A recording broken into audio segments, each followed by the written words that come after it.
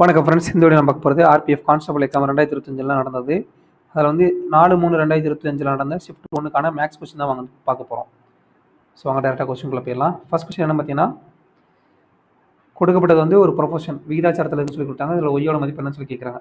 So A/B the whole is to C/D அப்படின்னா இதோட மதிப்பு என்ன வரும்? E/C upon B/D. நமக்கு என்ன தேவை? டியோட மதிப்பு தான் தேவை. ஸோ ஒய்யோட மதிப்பு என்ன வரும்? 64 × 86 வகுத்தல் 2. ஸோ இது சுருக்குனீங்க அப்படின்னா என்ன வரும்? 4/24 அடி கொடுத்தீங்கன்னா 32 வரும். 32 × 86 மதிப்பு 2752 சொல்லி ஆன்சர் கிடைக்கும். அடுத்ததாக இஷா வந்து ஒரு வேலையை முடிக்கிறதுக்கு 15 நாள் எடுத்துக்கிறாங்க. சரிங்களா? இஷா வந்து ஒரு வேலையை முடிக்கிறதுக்கு 15 நாள் எடுத்துக்கிறாங்க. அடுத்து இஷாவும் ஸ்மிருதியும் சேர்ந்து அந்த வேலையை முடிக்கிறதுக்கு 11 நாள் எடுத்துக்கிறாங்க. அடுத்து இஷா, ஸ்மிருதி, அப்புறம் ஆஷிஷா இவங்க 3 பேர் சேர்ந்து அந்த வேலையை முடிக்கிறதுக்கு 10 நாள் எடுத்துக்கிறாங்க. அப்படின்னா ஹவு மெனி டேஸ் இஷாவும் ஆஷிஷாவும் வந்து அந்த வேலையை முடிக்கிறதுக்கு எவ்வளோ நாள் ஆகும்னு சொல்லி கேட்குறாங்க. ஸோ இவங்களுடைய எல்சிஎம் என்னவாக இருக்கும் பார்த்தீங்கன்னா, இவங்க 3 பேர் சேர்ந்து செய்யக்கூடிய அந்த வேலையோட மொத்த மதிப்பு வந்து எல்சிஎத்துக்கு சமமாக இருக்கும்.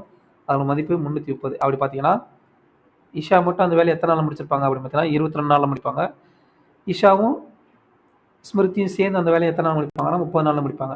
அதுக்கடுத்ததாக வந்து இப்போ 3 பேர் சேர்ந்து அந்த வேலையை எத்தனை நாள் முடிப்பாங்கன்னா 33 நாளில் வந்து முடிப்பாங்க.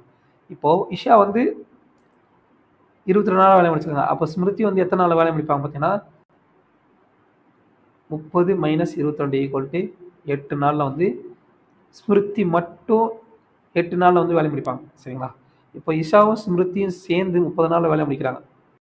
சரிங்களா? இஷா, ஸ்மிருதி, ஆஷிஷா அவங்க 3 பேர் சேர்ந்து வந்து 33 நாளில் முடிக்கிறாங்க. இப்போது ஸ்மிருதியோட ஒரு நாள் எத்தனை வேலை முடிப்பாங்க? 8 வேலை முடிப்பாங்களா? அப்போது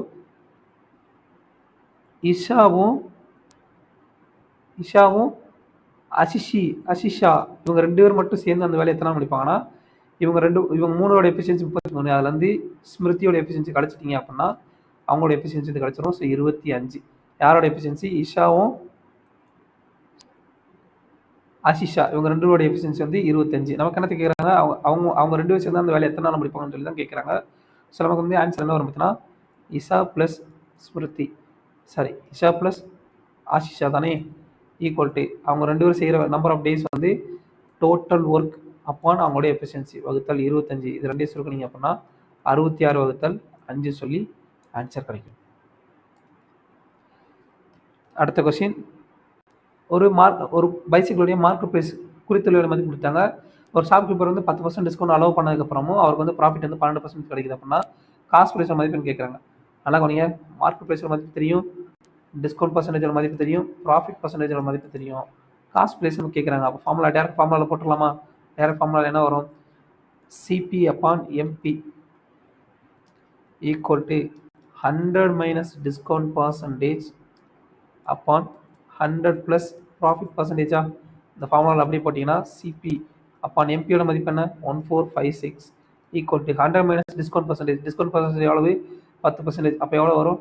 90. 100 - 10 90. அடுத்ததா இங்கே ப்ராஃபிட் எவ்வளவு? 12%. அப்போ 100 + ப்ராஃபிட் பர்சன்டேஜ் = 112 ஈக்குவல்ட்டா? ஸோ இதை அடி கொடுத்தீங்க அப்படின்னா கடைசியில் என்ன வரும்? 2 அடி எடுத்தீங்கன்னா 112 வந்து 13 தடவை போகும். சரிங்களா? இப்போது சிபியோட மதிப்பு என்ன வரும்? 90 × 13 1170 சொல்லி ஆன்சர் கிடைக்கும். இது சுருக்கு சொல்லி கேட்டிருக்காங்கப்பா. சுருக்கணும்னா நமக்கு வந்து போடுமா செயல்படி ஃபஸ்ட்டு சின்ன ப்ராக்கெட்டுக்குள்ளே இருக்க பண்ணணும். அப்படி பார்த்தீங்கன்னா இதில் வந்து பார்த்தீங்கன்னா 6/2 3 3 × 3 9. ஸோ 15 - 3 15 - 9 ஈக்குவல் இதோட என்டையர் மதிப்பு 9ன்னு சொல்லி வரும். 15 - 9 இதோட என்டையர் மதிப்பு 6ன்னு சொல்லி வரும். ஸோ 11லேருந்து 6 போச்சு அப்படின்னா 5ன்னு சொல்லி வரும். அடுத்து 21லேருந்து 5 போச்சு அப்படின்னா என்ன வரும்? 16 சொல்லி வரும். ஸோ 41லேருந்து 16 போச்சுன்னா நமக்கு ஆன்சர் வந்து கடைசியாக 25 சொல்லி ஆன்சர் கிடைக்கும். ஒரு அமௌண்ட் வந்து 10% சிம்பிள் இன்ட்ரெஸ்ட்டில் வந்து கொடுக்குறாங்க ஒரு வருட வட்டி விகிதத்தில். அப்படி கொடுக்கும்போது 2 வருஷத்துல வந்து 3840 மாறுது அப்படின்னா what is simple interest on the same sum at the same rate of interest in 2 years. இப்போ 2 வருஷத்தில் அந்த வட்டியோட அளவு எவ்வளோன்னு சொல்லி கேட்குறாங்க. நல்லா கவனிங்க, ஒரு வருஷத்துக்கு வந்து 10%. அப்போ 2 வருஷத்துக்கு வட்டியோட மதிப்பு என்ன இருக்கும்? சிம்பிள் இன்ட்ரெஸ்டோட மதிப்பு 2 வருஷத்துக்கு வந்து 2 × 10%, 120% சரி, சாரி 20% வந்து இருக்கும். அப்படின்னா சிம்பிள் இன்ட்ரெஸ்ட் மதிப்பு 20%, பிரின்சிபலோட மதிப்பு 100%. அப்படின்னா அமௌண்ட்டோட மதிப்பு என்ன இருக்கும்? Principal plus interest equal to 120% இருக்குமா? இந்த 120% மதிப்பு தான் 3840. சரிங்களா? அப்போது 120% மதிப்பு 3840 அப்படின்னா நமக்கு என்ன தேவை? 2 வருஷத்துக்கான இன்ட்ரெஸ்டோட மதிப்பு தான் தேவை. ஸோ 20%. அப்போ 2 பக்கம் வந்து 6ஆல் வகுத்துடலாமா? 2 பக்கம் 6ஆல் வகுத்தீங்க அப்படின்னா என்ன வரும் பார்த்தீங்கன்னா 20% ஈக்குவல் டு 6 36, மிச்சம் 2, 4 24. ஸோ 640 ரூபான்றது 2 வருஷத்துக்கான வட்டியோட மதிப்பு. சரிங்களா? அடுத்து what is smallest 5 digit number exactly divisible by 999? Smallest 5 digit number என்ன? ஃபஸ்ட்டு 10,000. சரிங்களா? Smallest 5 digit number 10,000. இது வந்து அப்படியே வந்து என்ன பண்ண போகிறோம் அப்படின்னா 999 வந்து வகுக்க போகிறோம். சரிங்களா? வகுத்தோம் அப்படின்னா நமக்கு என்ன வரும்? ஒரு தடவை போகுமா? ஒரு தடவை போச்சுன்னா மிச்சம் என்ன வரும்? 1 வரும். அடுத்து 10 இருக்குது. சரிங்களா? இப்போது இந்த 999க்கும் இந்த 10க்கு என்ன வித்தியாசம் பாருங்கள். எவ்வளோ வித்தியாசம்? ப்ளஸ் சாரி, இது ரெண்டுக்குள்ள வித்தியாசம் என்ன பார்த்தீங்கன்னா 989 வித்தியாசம். ஸோ இங்கே 10 இல்லாமல் 999 இருந்துச்சுன்னா நமக்கு வந்து இந்த நம்பர் முழுமையாக வந்து வகுப்படுமா? அப்போ 5 இலக்கத்தில் வகுப்படக்கூடிய மிகச்சிறிய எண் என்னவாக இருக்கும்? இந்த 989 இந்த 10,000 கூட்டிங்கன்னா அதுதான் நமக்கு வந்து ஆன்சராக இருக்கும். சரிங்களா? இந்த 10க்கு பதிலாக 999 இருந்துச்சுன்னா நமக்கு வந்து இந்த எண் முழுமையாக வந்து 999 வகுப்பட்டிருக்கும். ஸோ நமக்கு வந்து எவ்வளோ கூட தேவைப்படுது? 989 வந்து தேவைப்படுது. ஸோ அதை கூட்டினீங்க, இந்த 10,000 989 கூட்டிங்கன்னா அதுதான் வந்து 999 வகுப்படக்கூடிய மிகச்சிறிய 5 இலக்க எண். அடுத்த கொஸ்டின் பார்த்தீங்கன்னா சூப்பர் கொஸ்டின் ஆக்சுவலாக. If the ratio of the speed upstream and downstream is 5:7. சரிங்களா? அப்ஸ்ட்ரீம் நீரோட்டத்துக்கு எதிர் திசையில், அப்புறம் நீரோட்டத்தோடைய திசையில், இது ரெண்டுலேயும் வந்து இருக்கக்கூடிய ஸ்பீடோட ரேஷியோ மதிப்பு வந்து கொடுத்துட்டாங்க. சரிங்களா? இப்போ ஸ்பீட் ஆஃப் த ஸ்ட்ரீம், அந்த தண்ணியோட வேகம் வந்து ஒரு செகண்டுக்கு 6 மீட்டர். சரிங்களா? 6 metre per second. Then what is the time taken by a boat to cover the total distance of 210 meter both upstream and downstream? அப்படின்னா 210 மீட்டர் நீளம் உள்ள தூரத்தை வந்து அப்ஸ்ட்ரீம் மற்றும் டவுன் ஸ்ட்ரீமில் வந்து கடக்கிறதுக்கு வந்து எவ்வளோ நேரம் ஆகும் சொல்லி கேட்குறாங்க. சரிங்களா? இப்போ வந்து ஸ்பீடு என்ன கொடுத்துருக்காங்க? இப்போ அப்ஸ்ட்ரீம் அப்புறம் டவுன் ஸ்ட்ரீமோட ஸ்பீடோட மதிப்பு கொடுத்தாங்க, ரேஷியோட மதிப்பு கொடுத்தாங்க. ஸோ எவ்வளோ கொடுத்துருக்காங்க? 5:7 சொல்லி கொடுத்தாங்க. சரிங்களா? இப்போ அப்ஸ்ட்ரீம்னா என்ன? அப்போ போட்டோட ஸ்பீடுக்கு என்ன வரும்? போட்டோட ஸ்பீடோட மதிப்பு என்ன வரும்? போட்டோட ஸ்பீடோட மதிப்பு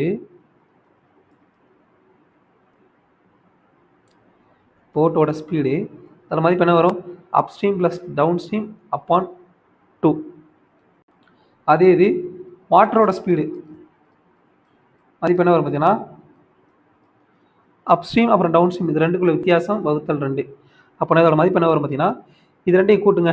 இது ரெண்டையும் இதோட ஸ்பீடோட ரேஷியோட கூட்டினீங்கன்னா என்ன வரும்? இங்கே பார்த்தீங்கன்னா 12/2 ஈக்குவல் டு 6ன்னு சொல்லி வரும். சரிங்களா? அதே நேரத்தில் இங்கே வந்து வாட்டரோட ஸ்பீடு என்ன வரும்? 7/-5/2 ஈக்குவல் டு 1ன்னு சொல்லி வரும். நமக்கு வந்து என்ன கொடுத்துருக்காங்க?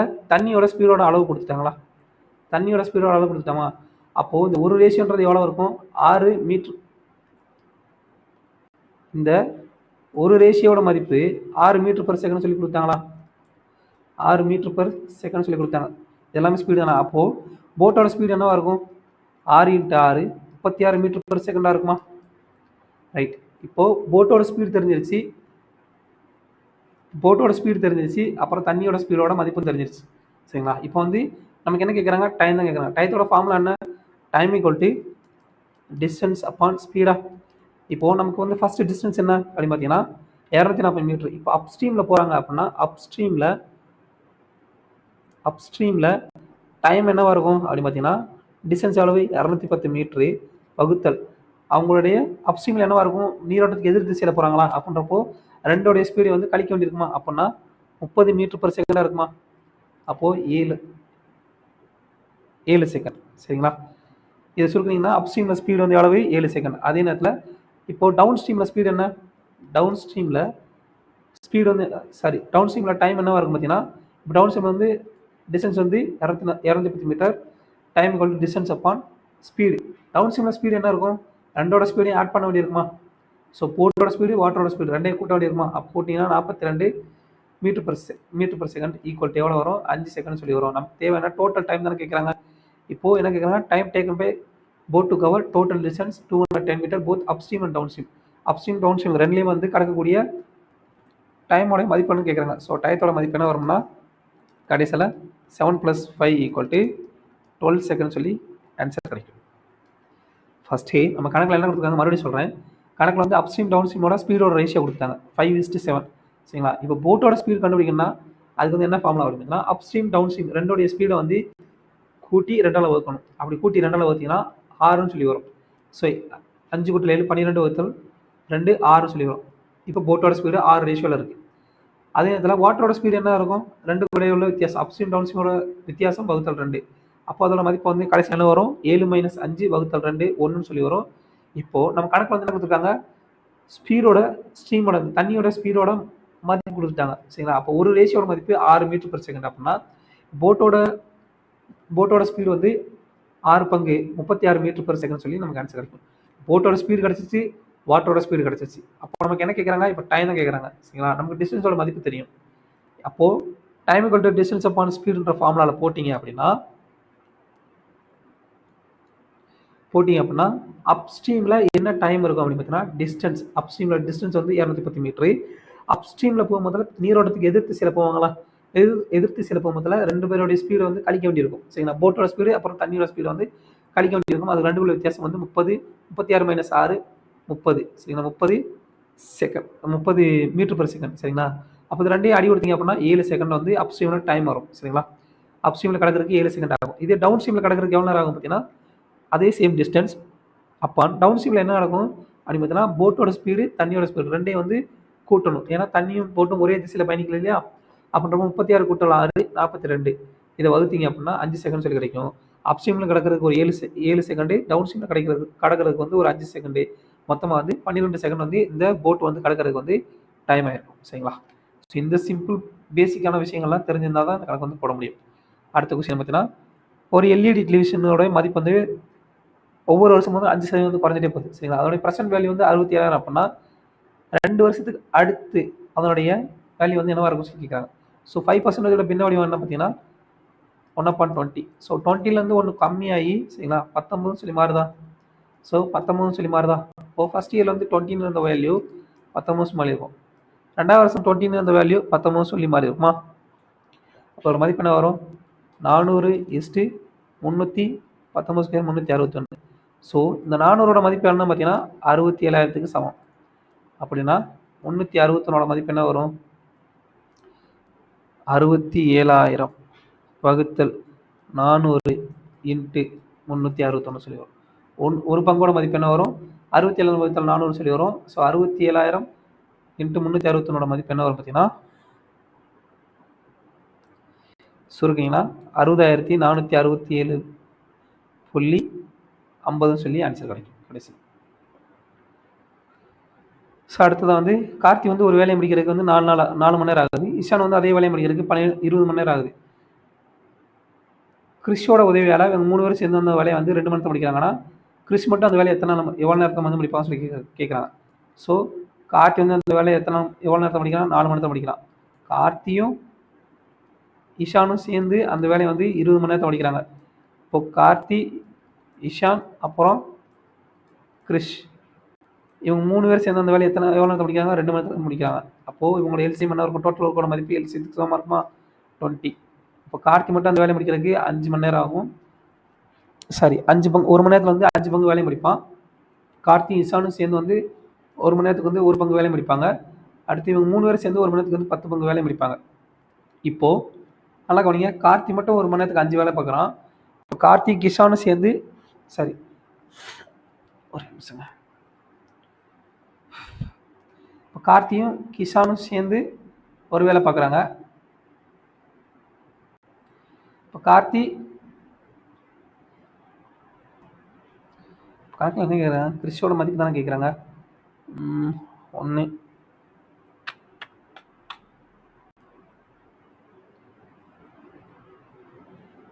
சாரி, இஷான் மட்டும் அந்த வேலையை முடிக்கிறாங்க. இந்த இடத்துல தப்பு பண்ணிட்டாங்க, மன்னிச்சிருங்க. இஷான் மட்டும் அந்த வேலையை முடிக்கிறதுக்கு எவ்வளோ நேரம் ஆகுது? ஒரு ஒரு அந்த வேலையை 1 மணி நேரத்தில் வந்து எவ்வளோ வேலை முடிப்பானா, ஒரு பங்கு வேலை முடிப்பான். கார்த்தி வந்து 1 மணி நேரத்தில் 5 பங்கு வேலை முடிப்பான். இஷான் வந்து ஒரு மணி நேரத்தில் வந்து 1 பங்கு வேலை முடிப்பான். இவங்க 3 பேர் சேர்ந்து வந்து 10 பங்கு வேலை முடிக்கிறாங்க. அப்படின்னா கிறிஸ் மட்டும் அந்த வேலையை வந்து 1 மணி நேரத்தில் வந்து எவ்வளோ வேலை முடிப்பான் பார்த்தீங்கன்னா, அவனோட எஃபிஷியன்சி 10 மைனஸ் 5 + 1 ஈக்குவல் டு 4ன்றது அவனுடைய எஃபிஷியன்சியாக இருக்கும். சரிங்களா? கிறிஸ் வந்து 1 மணி நேரத்தில் வந்து எவ்வளோ வேலை முடிப்பான் பார்த்தீங்கன்னா 4 வேலை வந்து முடிப்பான். சரிங்களா? அப்போ வந்து கிறிஸ்டோடைய டைம் வந்து எவ்வளோ பார்த்தீங்கன்னா, டைம் டோட்டல் ஒர்க் எவ்வளவு 20/4 ஈக்குவல் டு 5 ஹவர்ஸில் வந்து அவன் வந்து அந்த ஒட்டுமொத்த மேலே வந்து முடிச்சிருப்பான். சரிங்களா? அடுத்து இதை சுருக்கு சொல்லி கேட்குறாங்கப்பா. சுருக்கணும்னா என்ன வரும்? இதை ரூட் அவுட் வெளியே எடுத்தீங்கன்னா 9ன்னு சொல்லி வரும். ஸோ 16 × 9 25. இதை ரூட் அவுட் வெளியே எடுத்தீங்கன்னா 5ன்னு சொல்லி வரும். ஸோ 11 × 5 16. இதை ரூட் அவுட் வெளியே எடுத்தீங்கன்னா 4ன்னு சொல்லி வரும். ஸோ 60 × 4 64. இதை ரூட் அவுட் வெளியே எடுத்தீங்க அப்படின்னா 8ன்னு சொல்லி வரும். ஸோ 92 × 8 இது வந்து என்ன வரும்? √100 ஈக்குவல் டு 10ன்றதான் ஆன்சர்.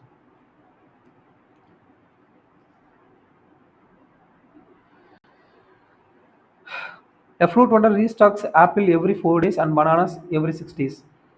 ஒரு ஒரு ஒரு பழ வியாபாரி வந்து ஆப்பிள் தன்கிட்ட இருக்கக்கூடிய ஆப்பிளை வந்து ஒவ்வொரு 4 நாளைக்கு ஒரு இடம் வந்து ரீஸ்டாக் பண்ணுறாரு. அதே மாதிரி வாழைப்பழங்களை வந்து ஒவ்வொரு 6 நாளைக்கு ஒரு இடம் வந்து ரீஸ்டாக் பண்ணுறாரு. சரிங்களா? If he restocks both fruits today, இப்போ ரெண்டு பழங்களையும் வந்து இன்னைக்கு வந்து ரீஸ்டாக் பண்ணுறாரு அப்படின்னா after how many days will he restock both apples and bananas on the same day again? அப்படி பண்ணுறாரு அப்படின்னா இன்னைக்கு வந்து அவர் வந்து 2 பழங்களையும் வந்து ரீஸ்டாக் பண்ணுறாரு அப்படின்னா எத்தனை நாள் கழிச்சு அவங்க வந்து சேம் டேட்லேயே வந்து வாழைப்பழத்தையும் அந்த ஆப்பிள் பழத்தையும் வந்து ரீஸ்டாக் பண்ணாமல் சொல்லி கேட்குறாங்க. 2க்கு எல்சிஎம் கண்டுபிடிங்கப்பா முடிஞ்சு. ஸோ 4 6 இது 2க்கு வந்து எல்சிஎம் என்ன வரும் பார்த்தீங்கன்னா 12ன்னு சொல்லி வரும். சரிங்களா? அப்போ 12 நாளில் வந்து 12 நாளில் வந்து இன்னி விட்டு 12 நாள் கழிச்சு வந்து அவர் ரெண்டு வாழைப்பழத்தையும் ஆப்பிள் வந்து சேமாக வந்து ரீஸ்டாக் பண்ணுவார். சரிங்களா? அடுத்து சம் ஆஃப் த நம்பர் வந்து 240. 10 நம்பருடைய கூடுதல் வந்து 240 அப்படின்னா ஆவரேஜ் என்ன வரும்? So average equal to total value upon number of items equal to 24ன்றதான் ஆவரேஜ். ஒரு பொருளுடைய குறித்த விலை வந்து 16,000 ரூபாய். சரிங்களா? ஒரு ஷாப்கீப்பர் வந்து 2 அடுத்தடுத்து சக்ஸஸிவ் டிஸ்கவுண்ட் கொடுக்குறாரு 10% 5% அப்படின்னா கஸ்டமர் வந்து எவ்வளோ வந்து கொடுத்து அந்த பொருளை வந்து வாங்கியிருப்பான்னு சொல்லி கேட்குறாங்க. ஸோ 16,000 செல்லிங் ப்ரைஸ் என்னவா இருக்கும்? ஃபஸ்ட்டு டிஸ்கவுண்ட் 10% அப்படின்னா செல்லிங் ப்ரைஸ் எவ்வளோ இருக்கும்? 90/100. ரெண்டாவது டிஸ்கவுண்ட் 5% அப்படின்னா கஸ்டமர் பே பண்ணியிருக்க எவ்வளோ பே பண்ணிப்பார்? எஸ்பி 95/100. ஸோ அடிவிடிங்க 2 0க்கு 2 0 அடியாரும். அடுத்து இங்கே ஒரு 0, இங்கே ஒரு 0, அடுத்து இங்கே ஒரு 0, இங்கே ஒரு 0. ஸோ 16 × 9 × 95 மதிப்பு என்ன வரும்? 13,680 சொல்லி ஆன்சர் பண்ணுங்க. இதை எவ்வளோ பண்ண சொல்லி கேட்டிருக்காங்கப்பா. போர்டு மார்க்ஸ் ஏற்படி ஃபஸ்ட் வந்து ப்ராக்கெட்டுக்குள்ளே பார்க்கணும். ப்ராக்கெட்டில் இருக்கிறதையும் ஃபஸ்ட் என்ன வகுத்தல். ஸோ வகுத்தல் பண்ணிங்கன்னா 6 ÷ 3 ஈக்குவல் டு 2ன்னு சொல்லி வரும். 2 × 3 6. ஸோ 15லேருந்து -6 மதிப்பு என்ன வரும்? 9 சொல்லி வரும். ஸோ 11 - 11 - 9 ஈக்குவல் டு 2ன்னு சொல்லி வரும். ஸோ 21 - 2 ஈக்குவல் டு என்ன வரும்? 19 சொல்லி வரும். ஸோ 41 - 19 ஈக்குவல் டு 22ன்றதான் answer. Find the compound interest on 21,500 at 17% per annum for 1.5 years. Interest being compounded half yearly around to the nearest price. அதாவது 21,500 ரூபாய்க்கு 17% வட்டி விகிதத்தில் 1.5 வருஷத்துக்கு வந்து வட்டி பார்க்க சொல்கிறாங்க. அது எப்படி பார்க்குறாங்கன்னா அரையாண்டு வட்டி விகிதத்தில். ஸோ அரையாண்டு வட்டி விகிதம் அப்படின்னா நமக்கு என்ன பண்ணணும்? ரேட் ஆஃப் இன்ட்ரெஸ்ட் வந்து என்ன ஒரிஜினல் ரேட் ஆஃப் இன்ட்ரெஸ்ட்டோ அதை வந்து 2ஆல் வகுக்கணும். சரிங்களா? 6 × 2%. அதே இடத்துல டைம் என்ன பண்ணணும் அப்படின்னு பார்த்தீங்கன்னா டைம் வந்து 2ஆல் பெருக்கணும். 2 × டைம்.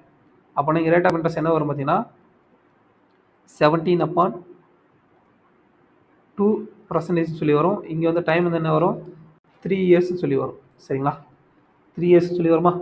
அப்போது 21,500 இன்ட்டு 17/2% வந்து 17/200 எடுக்கலாம். இதை சுருக்குனீங்க அப்படின்னா எவ்வளோ வரும் பார்த்தீங்கன்னா 182 ரூபா, சாரி 1827 ரூபா 50 பைசான்னு சொல்லி வரும். அடுத்து 1827.5 இன்ட்டு 17/200 இதோட மதிப்பு என்ன வரும் பார்த்தீங்கன்னா 15534. அடுத்து 15534 இன்ட்டு 17/200 இதோட மதிப்பு என்ன வரும்னா 13.20 சொல்லி அப்ராக்சிமேட்டாக வரும். அப்போது ஃபஸ்ட் இயர், இங்கே செகண்ட் இயர், இங்கே தேர்ட் இயர். ஃபஸ்ட் இயரில் இந்த பிரின்சிபலுக்கான மதிப்பு என்ன வரும் 1827 ரூபா 50 பைசா. அடுத்து இங்கே ஒரு 1827 ரூபா 50 பைசா, இங்கே 1827 ரூபா 50 பைசா. ஸோ ரெண்டாவது வருஷம் என்ன வரும், இந்த முதல் அசலுக்கான வட்டி 1827. இப்போ முதல் வருஷம் கழிச்சு இந்த வட்டிக்கான வட்டி எவ்வளவு 155.34. ஸோ மூணாவது வருஷம் என்ன வரும் அசலுக்கான வட்டி. அடுத்து இந்த முதல் வருஷம் கழிச்ச வட்டிக்கான வட்டி 155.34. அடுத்து இந்த ரெண்டாவது வருஷம் கழிச்ச இந்த வட்டிக்கான வட்டி 155.34. அடுத்ததாக ரெண்டாவது வருஷம் இந்த சின்ன வட்டி இருக்கு இல்லையா, இதுக்கான வட்டி எவ்வளோ வரும் 13.20. ஸோ இது எல்லாத்தையும் கூட்டினீங்க அப்படின்னா கடைசி எவ்வளோ வரும் பார்த்தீங்கன்னா வட்டி 5961.72 சொல்லி ஆன்சர் கிடைக்கும். சரிங்களா? அடுத்த question, cost price of 20 articles equal to selling price of 16 articles. சரிங்களா? 20 பொருட்களுடைய அடக்க விலை 16 பொருட்களுடைய விற்பனை விலைக்கு சமமாக இருக்கும். அப்படின்னா மாறிலி பூரா ஒரு பக்கம் கொண்டு வாங்க. CP upon SP equal to 16/20. So சிபியோட மதிப்பு என்ன 16, எஸ்பியோட மதிப்பு என்ன 20. எவ்வளோ கூடி இருக்கு 4 கூடி இருக்கு. அப்போ ப்ராஃபிட் பர்சன்டேஜோட மதிப்பு என்ன, profit percentage equal to profit upon CP into 100. சரிங்களா? அப்படின்னா ப்ராஃபிட் எவ்வளவு 4 ரூபா, சிபி எவ்வளவு 16 ரூபா இன்ட்டு 100 ஈக்குவல் டு 25%. லாப சதவீதம். அடுத்ததான் Nikhil sold machine to Sonia at profit of 33%. Nikhil வந்து சோனியாவுக்கு வந்து ஒரு பொருளை வந்து 33% லாபத்தில் வந்து விற்கிறான். சரிங்களா? Sonia sold this machine to Aruna at loss of 20%. Sonia வந்து அந்த பொருளை வந்து 20% நட்டத்துக்கு வந்து அருணாட்டை வந்து விற்கிறாங்க. இப்போ நிக்கில் வந்து 5200 ரூபா அந்த பொருளுக்கு வந்து பே பண்ணிடுறான். அப்படின்னா cost price of machine for அருணாவுக்கு வந்து அந்த பொருளுடைய காஸ்ட் பிரைஸ் வந்து எவ்வளோன்னு சொல்லி கேட்குறாங்க. அருணா வந்து அந்த பொருளை வந்து எவ்வளோக்கு வாங்கியிருப்பாங்கன்றதான் கேள்வி. சரிங்களா? இப்போது இங்கே நிக்கில், இங்கே சோனியா, இங்கே அருணா.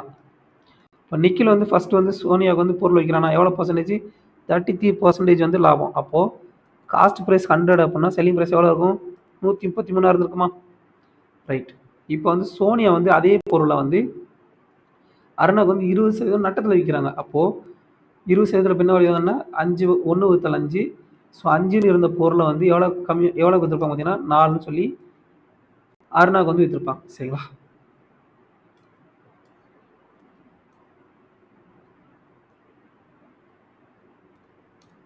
இப்போ நல்லா கவனிங்க, இது ரெண்டுலேயும் காமனாக இருக்கிறது என்ன சோனியோட விலை தான். சரிங்களா? அப்போ இது ரெண்டும் வந்து ஈக்குவலைஸ் பண்ணிட்டீங்கன்னா நமக்கு வந்து ஆன்சர் கிடைச்சிடும்.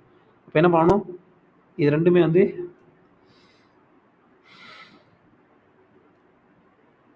மகாயின். ஸோ இது ரெண்டையும் வந்து சமப்படுத்தணும் அப்படின்னா மேலே வந்து என்ன பண்ணுவீங்க 5ஆல் பெருக்க வேண்டியிருக்கும். ஸோ அப்போ அந்த என்டையர் டேமையும் வந்து 5ஆல் பெருக்கணும்.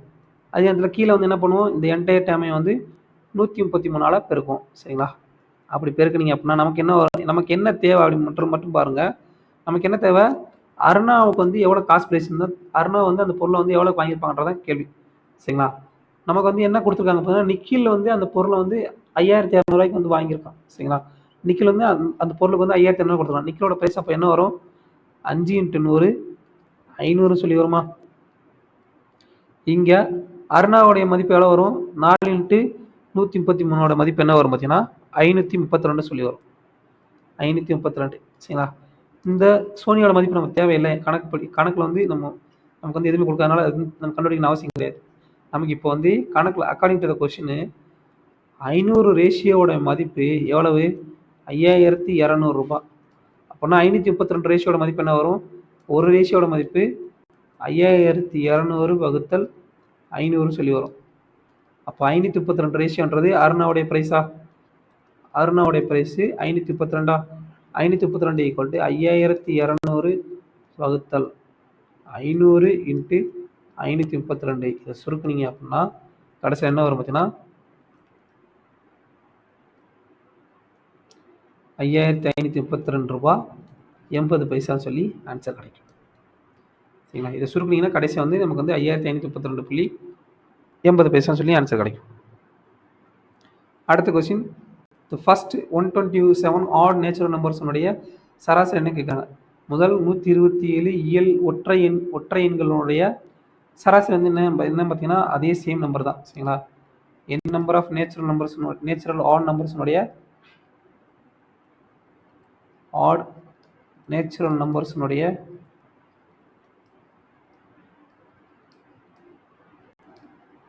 ஆவரேஜோட மதிப்பு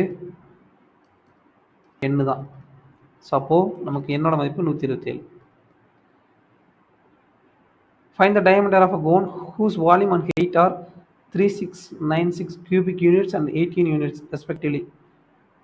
Used by 22/7. ஒரு கூம்பினுடைய வால்யூம் அப்புறம் ஹெயிட்டோட மதிப்பு கொடுத்தாங்க, அதோட டயாமீட்டர் மதிப்பு கேட்குறாங்க. ஸோ கூம்போட வால்யூம்க்கு என்ன ஃபார்முலா அப்படின்னு பார்த்தீங்கன்னா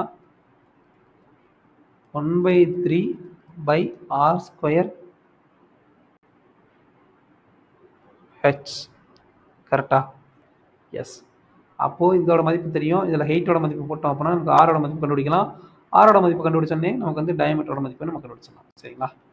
அப்போது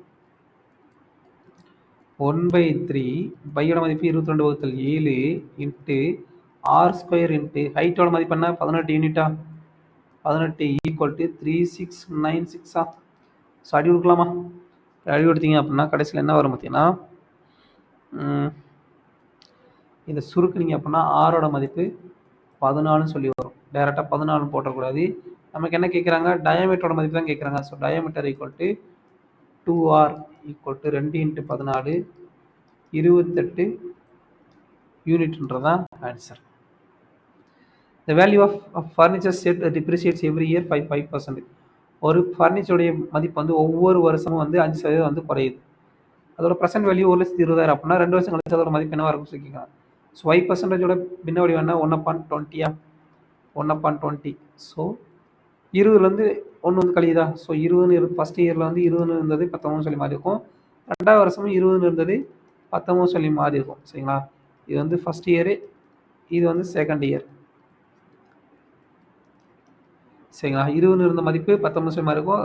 ரெண்டாவது வருஷம் 20 இருந்த மதிப்பு 19 சொல்லி மாறி இருக்கும். அப்போ இதோட மதிப்பு என்ன 400/361. இப்போது 400ஓட மதிப்பு எவ்வளோ கொடுத்தாங்க? 1,20,000 சொல்லி கொடுத்தாங்களா? ஸோ 400 ரேஷியோட மதிப்பு 1,20,000. அப்படின்னா 0க்கு 0 அடி ஆயிரும். அடுத்த அடி கொடுத்தீங்கன்னா ஒரு ரேஷியோட மதிப்பு 300 சொல்லி கிடைக்குமா? நமக்கு என்ன தேவை? 361 ரேஷியோட மதிப்பு தானே. 361 equal to 361 into 300 equal to என்ன வரும்? 3 6 3 18 மிச்சம் 1 3 9 10 1,08,300 சொல்லி ஆன்சர் கிடைக்கும். 2 வருஷம் கழிச்சு அந்த பொருளோட மதிப்பு 1,08,300 சொல்லி மாறி இருக்கும். ஒரு நம்பர் வந்து 50% அதிகரிக்கும் பொழுது அதோட மதிப்பு வந்து 2,430 சொல்லி மாறுது அப்படின்னா அந்த நம்பர் என்ன சொல்லி கேட்குறாங்க. ஸோ அந்த நம்பர் 100%. 100%ஓட 50% வந்து அதிகரிக்கும் போது எவ்வளோ வருதுன்னா 150%ஓட மதிப்பு 2,430 சொல்லி கொடுத்தாங்க. அப்போ 100%ஓட மதிப்பு என்ன? 100% மதிப்பு 2,430 வகுத்தல் 150 இன்ட்டு 100 அடி கொடுத்தீங்க அப்படின்னா 2 3 இது அடி கொடுத்தீங்கன்னா 881 ஸோ 1620தான் அந்த நம்பர்.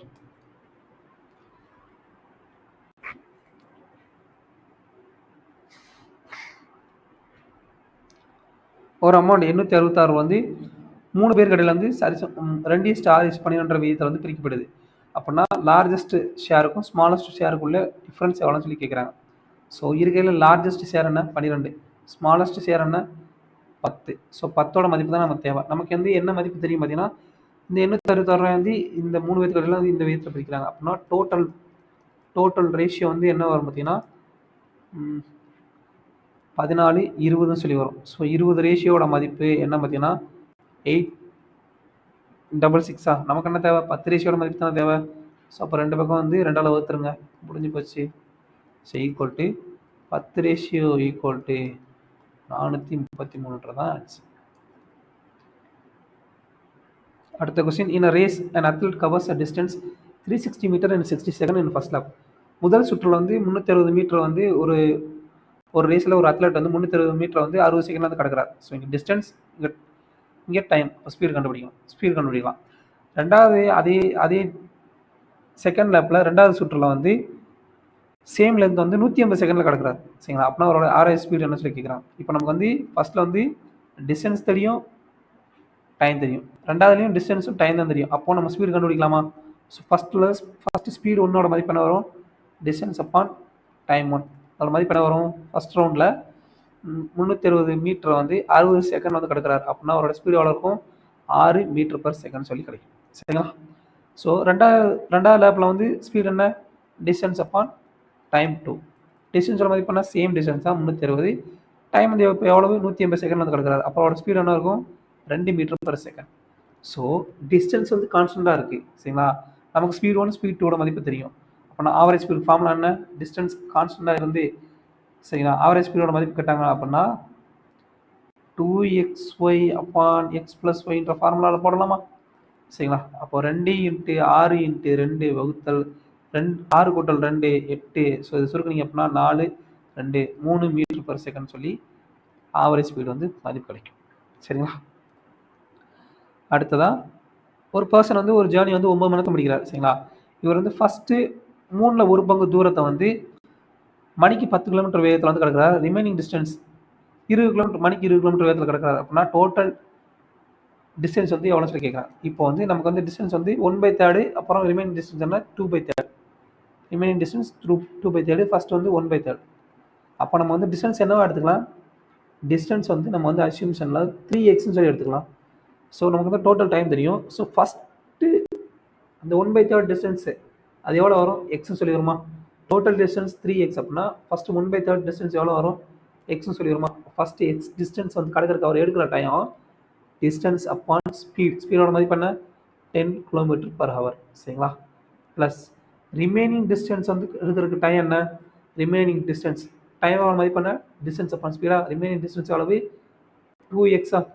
3xல ஒரு x போச்சுன்னா ரிமைனிங் டிஸ்டன்ஸ் 2x அப்பான் அவரோட ஸ்பீடு அளவு 20 km/h ஈக்குவல் டு, இது வந்து ஃபர்ஸ்ட் டிஸ்டன்ஸ் கடக்கிறதுக்கான டைம், இது வந்து ரெண்டாவது டிஸ்டன்ஸ் கடக்கிறதுக்கான டைம். சரிங்களா? ரிமைனிங் டிஸ்டன்ஸ் கடக்கிறதுக்கான டைம்.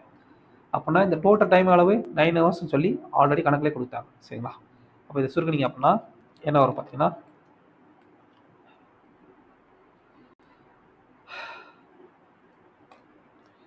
இதை சுருக்குனீங்கன்னா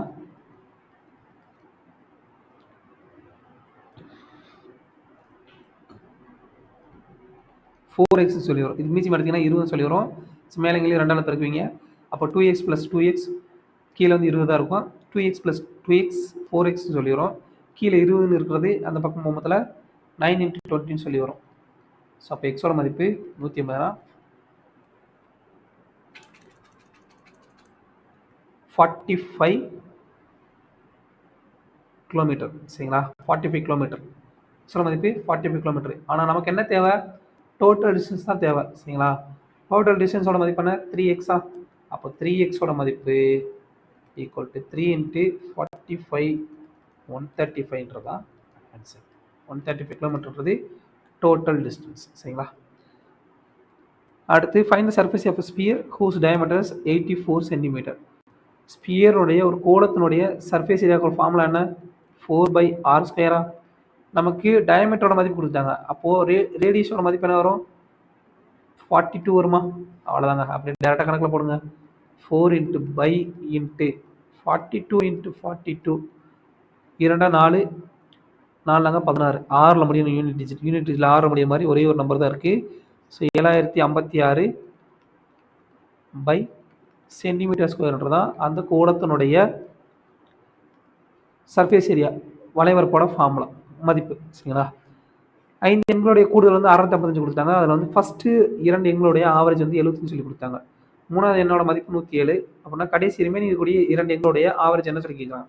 ஸோ ஃபஸ்ட்டு 2 எண்ணோட ஆவரேஜ் வந்து 75 அப்படின்னா அதோடைய கூடுதல் எவ்வளோ இருக்கும்? 150 இருக்குமா? 3வது எண் என்ன? 107. ரிமைனிங்காக இருக்கக்கூடிய 2 எண்களையும் x எடுத்துனா 2னுடைய கூடுதல் வந்து 2x ஈக்குவல் டு 655. ஸோ 5 எண்களுடைய கூடுதல் 655 சமம். இப்போ 2xோட மதிப்பு என்ன வரும்? 655 மைனஸ் 155 255 257 சொல்லி வரும். ஸோ 255 மைனஸ் 2 சொல்லி எடுத்துக்கிட்டோம் அப்படின்னா 400 மைனஸ் 2 ஈக்குவல் டு 398. இப்போ 2xோட மதிப்புன்றது 2 எண்களுடைய கூடுதல், மொத்த கூடுதல். அப்போ அதோட ஆவரேஜ் என்ன வரும்? 398 upon 2 equal to 199 answer. 3 bell வந்து 12 நிமிஷத்துக்கு 3 பில் வந்து அடிக்குது. அது வந்து 12 நிமிஷம் 18 நிமிஷம் 24 நிமிஷம்ன்ற நேர இடைவெளிகள் வந்து அடிக்குது.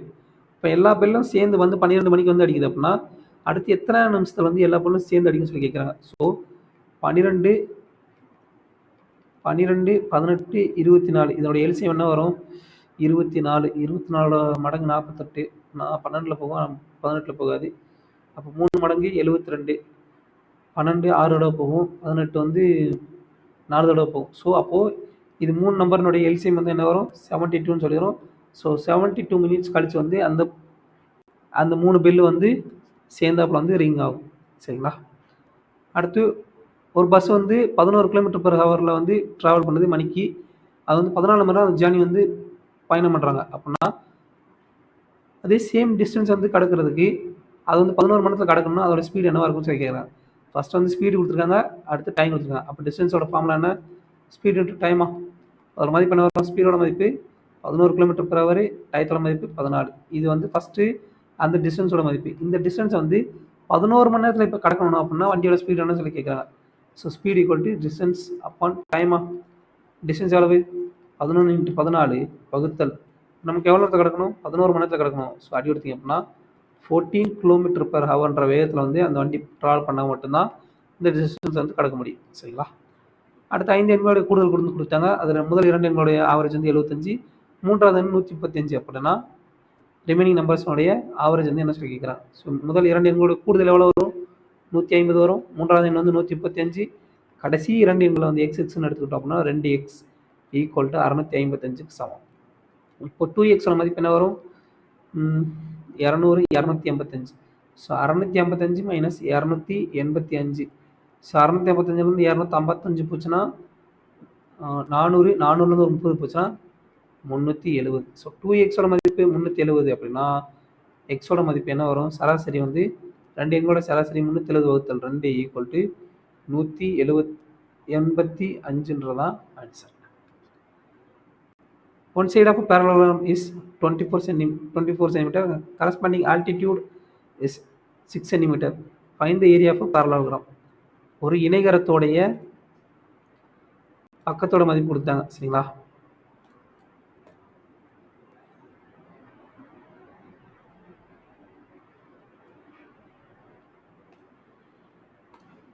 இணைகரத்தோட ஒரு பக்கத்தோட ஒன் சைடு வந்து 24 சென்டிமீட்டர் சொல்லி கொடுத்தாங்க. அதோடைய ஹைட் ஆல்டிடியூட மதிப்பு எவ்வளோ கொடுத்தாங்க?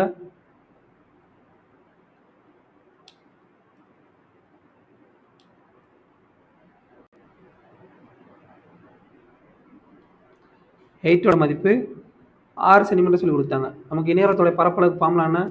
இணையரத்தோட பரப்பளவுக்கு ஃபார்முலா என்ன பார்த்தீங்கன்னா அடிப்பக்கம் இன்ட்டு குத்துயரம். ஸோ அடிப்பக்கத்தோட மதிப்பு என்ன? 24. குத்துயரத்தோட மதிப்பு என்ன? 6 ஈக்குவல் டு 24 × 6 144 சென்டிமீட்டர் ஸ்கொயர்ன்றதான் அந்த இணையரத்தோட பரப்பளவோட மதிப்பு. சரிங்களா? அடுத்தது சுருக்க சொல்லி கேட்டிருக்காங்கப்பா. இது என்ன பண்ணலாம் பார்த்தீங்கன்னா ஃபஸ்ட்டு வந்து இது கலப்பு பின்னத்தில் இருக்க அந்த முழு எண்களை தனியாகவே நீங்கள் வந்து இது பண்ணிக்கலாம். அப்படி பார்த்தீங்கன்னா இங்கே 2 இங்கே ஒன்றுமே இல்லை, இங்கே -3 இருக்குது. அப்போது 2 - 3 அப்படி காமனாக வச்சுக்கிட்டு ப்ளஸ் உள்ளே இருக்க நம்பரை மட்டும் அப்படியே வச்சுக்கோங்க. அந்த பின்னத்தை வந்து 3/7 ப்ளஸ் 11/35 மைனஸ் 13/15 .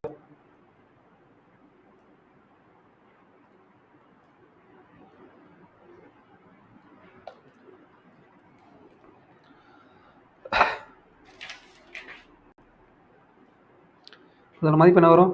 இங்கே -1 சாரி இங்கே -1 ப்ளஸ்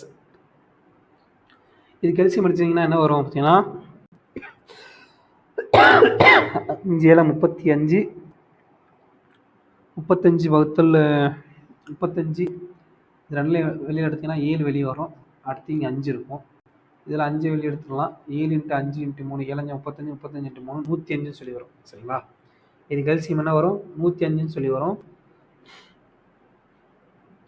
அப்போ 105 இங்கே 105னா இங்கே 7 15ஆவா 70 7 35 எஸ் 15னா 45 வரும். மேலங்கிலையும் வந்து 15 பெருக்க வேண்டியிருக்கும். ஸோ 45 மைனஸ் இங்கே ப்ளஸில் தானே இருக்குது. ப்ளஸ் இங்கே மேலங்கிலையும் 3ஆல் பெருக்க வேண்டியிருக்கும் 33 மைனஸ் இங்கே மேலங்கிலையும் வந்து 7ஆல் பெருக்க வேண்டியிருக்கும். ஸோ 91 இதை சுருக்குனீங்க அப்படின்னா -1 ப்ளஸ் 78 மைனஸ் 91 அப்படின்னா என்ன வரும்? 78 -13 சரிங்களா? -13 வகுத்தல் 105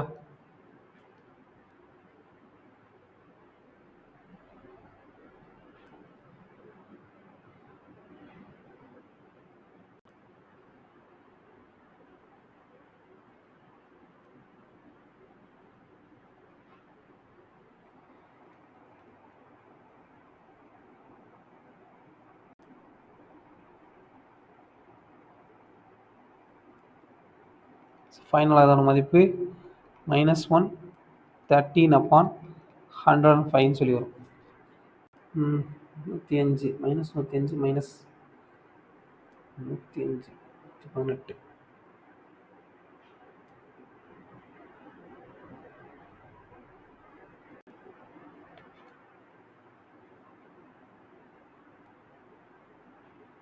அவ்வளோதான். அடுத்த கொஸ்டின் பார்த்தீங்கன்னா இது என்னவா இருக்குது? 5.5வா?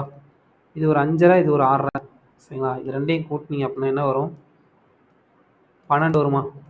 12 -8/14 இங்கே வந்து நல்லா கவனிங்க. இந்த டேர்ம் வந்து இதில் வந்து ஃபஸ்ட்டு வந்து இந்த ப்ராக்கெட்டில் உள்ள தான் பண்ணணும். அதுலேயும் இந்த பார் இருக்கு இல்லையா? பார் தான் ஃபஸ்ட்டு பண்ணணும். பார் வந்து இப்போ பாருக்கு உள்ள பார் வந்து இப்போ வெளியில் இருந்துச்சு அப்படின்னா அந்த மைனஸ் வந்து 4ஓட சேர்த்துக்கலாம். ஆனால் பாருக்கு உள்ளே தான் 4 இருக்கனால 4 வந்து ப்ளஸ்ஸாகவே தான் எடுத்துக்கணும். ஸோ 4 - 3 ஈக்குவல் இதோட மதிப்பு என்ன வரும்? 1 சொல்லி வரும். ஸோ 10 - 1ஓட மதிப்பு 9. ஸோ 6 - 9 இங்கே 6 இருக்கு இல்லையா? 6 - 9ஓட மதிப்பு -3. ஸோ 9 -3 ஈக்குவல் டு +3 அப்போ 12. ஸோ அப்போது 24 - 12 அதோட மதிப்பு என்ன வரும்? 12 சொல்லி வரும். ஸோ இங்கேருந்து இந்த டேர்ம் முழுக்க இதோட மதிப்பு டோட்டல் மதிப்பு என்ன வரும்? 12 சொல்லி வருமா? இங்கே ஃபஸ்ட் வந்து என்ன இருக்குது? ஒரு 12 இருக்குது -8 1/4 ப்ளஸ் ஒரு 12 சரிங்களா? அப்போ 24லேருந்து 18 போச்சுன்னா 16 16லேருந்து ஒரு கால் போச்சுன்னா 15.25 12 கூட்டினீங்கன்னா 24 24லேருந்து ஒரு 8 போச்சு அப்படின்னா என்ன வரும்? 16 16லேருந்து மைனஸ் ஒரு கால் பங்கு போச்சுன்னா 15.25 இருக்குமா? 15 3/4 அவ்வளோதாங்க. 10 ஆண்கள் அப்புறம் 6 பெண்கள் சேர்ந்து ஒரு வேலையை வந்து 4 நாள் முடிக்கிறாங்க சரிங்களா? 10 ஆண்கள் ப்ளஸ் 6 பெண்கள் சேர்ந்து ஒரு வேலையை வந்து 4 நாளில் முடிக்கிறாங்க. அதே சேம் வேலையை வந்து 12 ஆண்கள் 18 பெண்கள் சேர்ந்து அதே சேம் வேலையை வந்து எத்தனை நாள் முடிக்கிறாங்க? 2 நாள் முடிக்கிறாங்க. அப்படின்னா find the ratio of the daily work done by a man and to that done by a women. அப்போது ஆண்கள் மற்றும் பெண்களுக்கு வந்து இடையே வந்து ஒரு நாளில் வந்து செய்யக்கூடிய வேலையினுடைய ரேஷியோட மதிப்பு கேட்குறாங்க. அவங்களோட எஃபிஷியன்சியோட மதிப்பு கேட்குறாங்க. ஒரு நாள் வேலை அப்படின்னா அது வந்து எஃபிஷியன்சி வேற ஒன்றும். இது சுருக்குனிங்க அப்படின்னா 2க்கு 2 தடவை போகுமா? ஸோ இது உள்ளே கொண்டு போய் போயிருக்கீங்கன்னா 20 men + 12 women equal to 12 men + 18 விமனா? ஸோ இதை சுருக்குனிங்க அப்படின்னா மென்னை பூரா ஒரு பக்கம் கொண்டு போங்க, விமனை பூரா ஒரு பக்கம் கொண்டு வந்தீங்கன்னா 20 - 12 men equal to 8 men equal to 18 women - 12 women equal to 6 women சொல்லி வரும். ஸோ மென்னுக்கும் விமனுக்குமான ரேஷியோ வந்து என்ன வரும் பார்த்தீங்கன்னா இதை சுருக்குனீங்க அப்படின்னா 6/8 ஈக்குவல் டு 3/4 சொல்லி ஆன்சர் கிடைக்கும். 3:4ன்றதான் ஆணுக்கும் பெண்ணுக்குமான ஒரு நாள் செய்யக்கூடிய வேலையினோட ரேஷியோட மதிப்பு. ரூபேஷ் வந்து 52 புத்தகங்கள் வந்து ஒரு புத்தகம் 1330 ரூபா பெர் புக். பெர் புக்குன்ற வார்த்தை போடலை, அதை போட்டுக்கோங்க. வாங்குறாப்பி அதே நேரத்தில் 47 புக்கை வந்து ஒரு புக்கு வந்து 910 ரூபா வந்து வாங்குறா அப்படின்னா அவருடைய ஆவரேஜ் ப்ரைஸ் வந்து எவ்வளோ சொல்லிக்கலாம். ஆவரேஜ் ப்ரைஸ் வந்து என்ன வரும், இதுக்குள்ளே ஷார்ட்டஸ்ட்டு மதிப்பெண்ணவோ அதை ரெண்டுலேருந்து காமனாக எடுத்துக்கோங்க. அப்படி பார்த்தீங்கன்னா 910 ரூபா வந்து ஷார்ட்டஸ்ட்டு மதிப்பு. 910 ப்ளஸ் மிச்சம் எவ்வளோ இருக்குது, அதிகமாக எவ்வளோ இங்கே இருக்குது பார்த்தீங்கன்னா இந்த 52 புத்தகங்களுக்கு வந்து 130 ரூபா. சரி, 1130 ரூபாயா? அப்போ எவ்வளோ கூட இருக்குது? 910 வந்து 1130 எவ்வளோ கூட இருக்குது? 220 ரூபா கூட இருக்குது. ஸோ 52 புத்தகங்களுக்கு 220 ரூபா வந்து எக்ஸ்ட்ரா இருக்குது. இந்த தொகையை வந்து இந்த 52 + 47 99 புத்தகங்களுக்கு வந்து சரிசமமாக வந்து பிரித்து கொடுத்துட்டீங்க அப்படின்னா நமக்கு தேவையான மதிப்பு வந்து கிடச்சிடும். ஸோ 52 + 47 மதிப்பு என்ன வரும்? 910 + 11,440 / 99. இதை சுருக்குனீங்க அப்படின்னா 910 + 115.5 ஈக்குவல் டு 1025.5 ரூபான்றது ஒவ்வொரு பொருளுக்குமான சராசரி விலையோட மதிப்பு. சரிங்களா?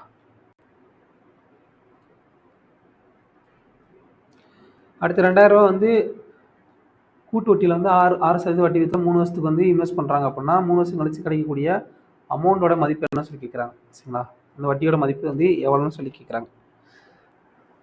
அமௌண்ட்டோட மதிப்பு. சரிங்களா? அப்போ வட்டி கண்டுபிடிச்சி அதோட வந்து இந்த அசலை போட்டிங்கன்னா நமக்கு வந்து ஆன்சர் கிடச்சிடும். ஸோ 2000 ரூபாய்க்கு வந்து 6% வீதம், 6% வட்டி எவ்வளவு? 120 ரூபாய். இப்போ 120 ரூபாய்க்கு வந்து 6% வட்டி வீதம் என்ன? 6% வட்டி வீதம் 7 ரூபாய் 20 பைசா. அடுத்து 7 ரூபாய் 20 பைசாவுக்கு வந்து 6% மதிப்பு என்ன? 0.432. அவ்வளோதாங்க. இது ஃபஸ்ட் இயர், இங்கே செகண்ட் இயர், அப்புறம் தேர்ட் இயர். ஃபஸ்ட் இயரில் எவ்வளோ வரும்? இந்த பிரின்சிபலுக்கான மதிப்பு, பிரின்சிபலுக்கான வட்டி எவ்வளோ வரும்? 120 ரூபா. 2வது வருஷம் அதே பிரின்சிபலுக்கான வட்டி 120 ரூபா. 3 வருஷமும் அதே பிரின்சிபலுக்கான வட்டி 120 ரூபா. இப்போது 2வது வருஷம் வந்து என்ன நடக்கும் பார்த்தீங்கன்னா முதல் வருஷம் கழிச்சு இந்த வட்டிக்கான வட்டி வரும். அதோட மதிப்பு 7.2. சரிங்களா? 3வது வருஷம் அசலுக்கான வட்டி, அடுத்து இந்த முதல் வருஷம் கழிச்ச வட்டிக்கான வட்டி 7 ரூபா 2 பைசா. அடுத்து இந்த 2வது வருஷம் கழிச்சு இந்த வட்டிக்கான வட்டி 7.2. அடுத்து இந்த சிறிய வட்டிக்கான வட்டி 0.432. இது எல்லாத்தையும் கூட்டினீங்க அப்படின்னா நமக்கு எவ்வளோ வரும் பார்த்தீங்கன்னா 382 ரூபா சொல்லி அப்ராக்சிமேட்டாக கிடைக்கும். சரிங்களா? அப்போ அமௌண்ட்டோட மதிப்பு என்ன வரும்? அமௌண்ட்டோட மதிப்பு பிரின்சிபல் ப்ளஸ் இன்ட்ரெஸ்டா. ஸோ பிரின்சிபலோட மதிப்பு என்ன? 2000 ப்ளஸ் இன்ட்ரெஸ்டோட மதிப்பு என்ன? 382 ஈக்குவல் டு 2382 ரூபான்றது தான் மொத்த அமௌண்ட்டோட மதிப்பு. சரிங்களா? 3 வருஷத்துக்கு 6% வட்டி வீதத்தில் 2000 ரூபாய்க்கான மொத்த அமௌண்ட் வந்து எவ்வளோ கிடைக்கும்? 2382 ரூபா சொல்லி ஆன்சர் கிடைக்கும். சரிங்களா?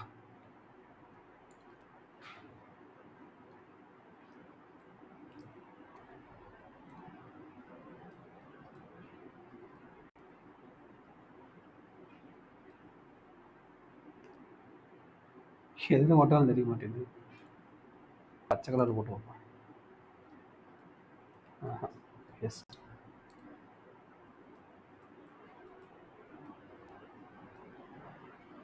ஸோ அவ்வளோதான் ஃப்ரெண்ட்ஸ். தேங்க்யூ.